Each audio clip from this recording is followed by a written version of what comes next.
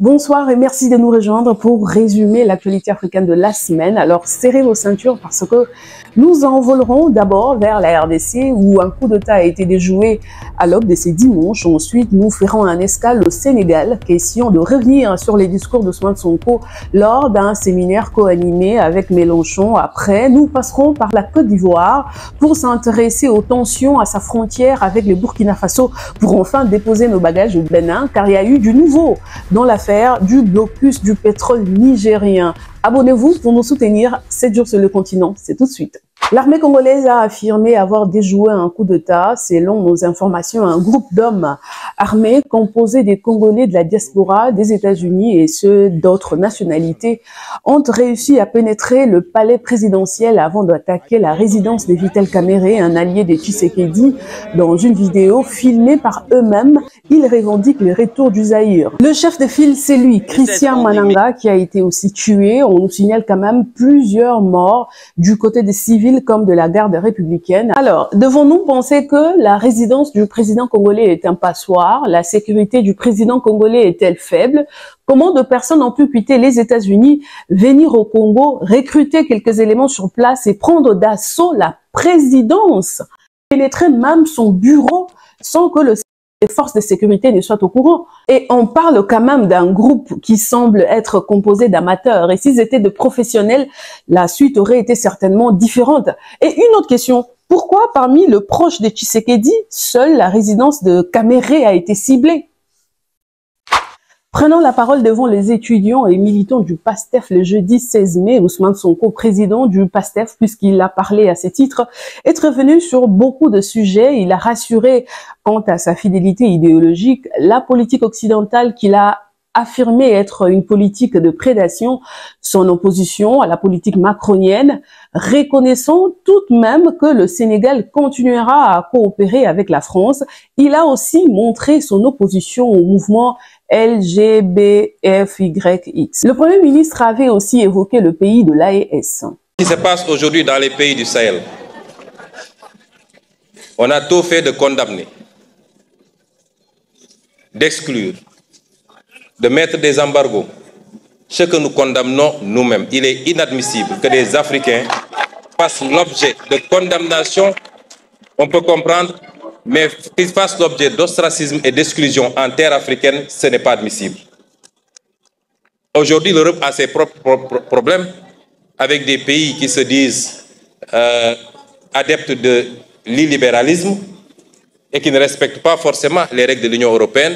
Ce n'est pas pour autant que ces pays sont mis sous embargo ou que les subventions européennes sont coupées.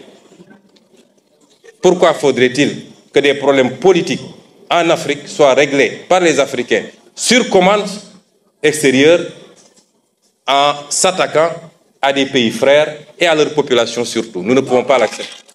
Alors, plusieurs restent méfiants envers les nouvelles autorités sénégalaises, pensant qu'il serait temps d'agir que des discours, oubliant que ça n'est fait même pas 3 mois qu'ils sont aux affaires. Certains s'attendaient qu'il se retire du franc CFA en une semaine, qu'il coupe les relations diplomatiques avec la Côte d'Ivoire, puisque le président Ouattara avait soutenu le maintien de Macky Sall au pouvoir. Je vous pose la question, gère-t-on un pays avec un esprit de vengeance?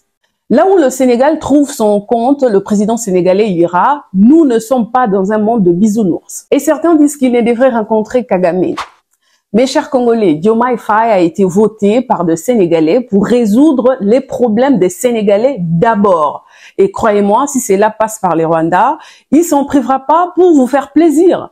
La fameuse fraternité africaine, c'est un slogan, en tout cas pour moi, car nous sommes dans des sociétés capitalistes où tout le monde voit d'abord ses intérêts. Demander des comptes à Tshisekedi, c'est simple. Et parlons justement de rencontre du président sénégalais. Il était le vendredi au Nigeria et au Ghana. Là-bas, le président Tinubu lui a mandaté de faire revenir le pays de l'AES dans la CEDEAO. Laissez-moi rire. Comme par hasard, pendant ces temps, les ministres des Affaires étrangères de 3 pays de l'AES étaient le même vendredi au Niger pour finaliser les avant-projets des textes relatifs à la création de la confédération qui réunira le Burkina Faso, le Mali et le Niger. N'est-ce pas un signe que nos ancêtres envoient au président sénégalais, lui signifiant son échec à venir dans cette mission? En tout cas, tout peut arriver, mais je vois pas vraiment ces pays faire un marche en arrière. Affaire à suivre. Que s'est-il passé à la frontière entre la Côte d'Ivoire et les Burkina Faso?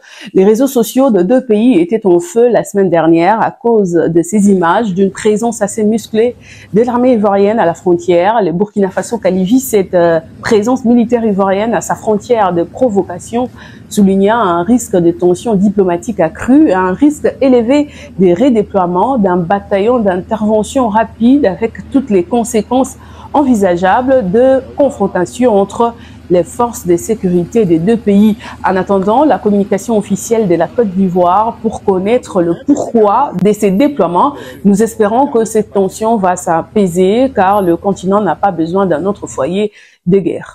Talon n'a pas gagné le bras de fer avec Tchani, en tout cas jusque-là, après ces menaces au Niger et la réponse catégorique de ces derniers sur l'ouverture de ses frontières, car le Niger croit toujours à la dangerosité du Bénin. Talon a autorisé le mercredi 15 mai le chargement du pétrole nigérien dans le premier navire chinois qui serait déjà dans les eaux béninoises, avait annoncé le ministre béninois des Mines, affirmant que le Bénin n'a aucune intention de nuire aux intérêts de l'État du Niger, ni à celui de leur partenaire en commun qui est de la Chine. Une décision intervenue après la rencontre entre une délégation chinoise et les autorités béninoises à Cotonou. Pourquoi ces revirements? Nous ne savons pas. Le Bénin insiste cependant que cette autorisation est temporaire.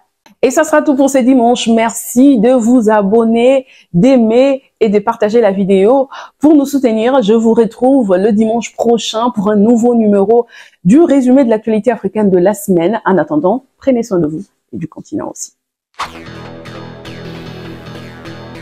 C'est quoi la solidarité? Vous connaissez ça?